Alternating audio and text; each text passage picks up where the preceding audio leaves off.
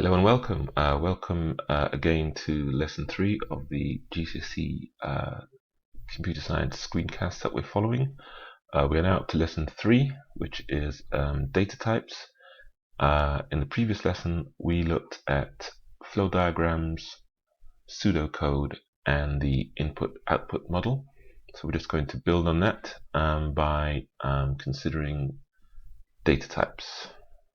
So let's make a start. Now, what I'd like you to do to begin with is to use the previous lesson for help, and I'd like you to create 3 lines of pseudocode from the words that are coming up now. So in groups of 3 or 2 or 1, depending on how many people are having a look at this screencast, I'd like you to create 3 lines of pseudocode from these words here. So you'd like to just pause the video and make sure that you have a copy of these words, and take about 5 minutes. So the learning outcomes are: you must be able to demonstrate an understanding of the need for and demonstrate an understanding of how to use data types: integer, real, bool, and char. So this is a solution to the initial exercise that we set. And so we've got send computer scientist fun to display, receive number of brushes integer from card reader, and receive toothpaste string from keyboard. And hopefully you'd have managed to create those statements. So here are our keywords. So the keywords are boolean, char, integer, float, and real. So if we have a look at our first data type is the boolean data type, and it's one of 2 states, so it could be true or false, 1 or 0, high or low, yes or no. So that's the boolean data type. The next data type is the char data type or string data type, which is enclosed in quotation marks. So it would just be a string of characters enclosed in quotation marks. That would be the char data type. And then you move on to the integer data type. The integer data type are whole numbers, not decimal or fractional numbers. And then you can see a list below of the list of integer data types. And then we move on to the float data type.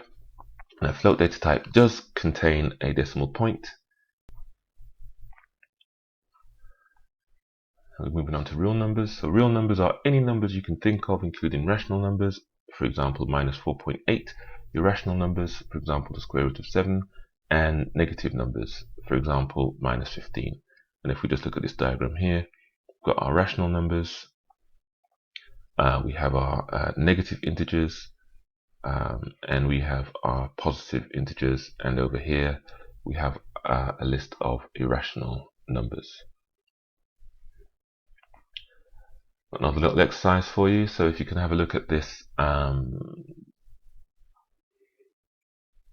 what I've written here, and what I'd like you to do is just to identify what type of data type these arrows are pointing to. So if you'd like to, again, pause the video and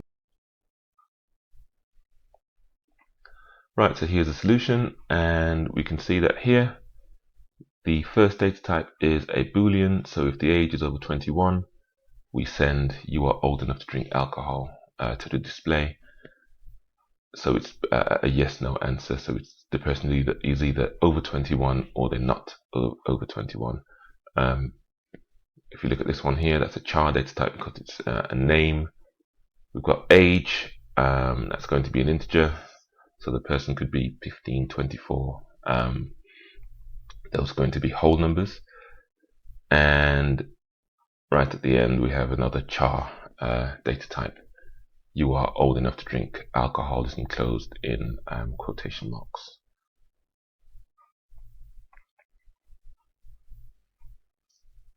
So our summary is, we looked at data types, and the data types that we looked at were Boolean, char, integer, float, and real. And the homework task is to complete a quiz. The URL for the quiz is there. So what we'll do at the beginning of lesson 4 is we'll run through the solution to the quiz. So thanks for tuning into this screencast, and I hope to see you again in the next lesson.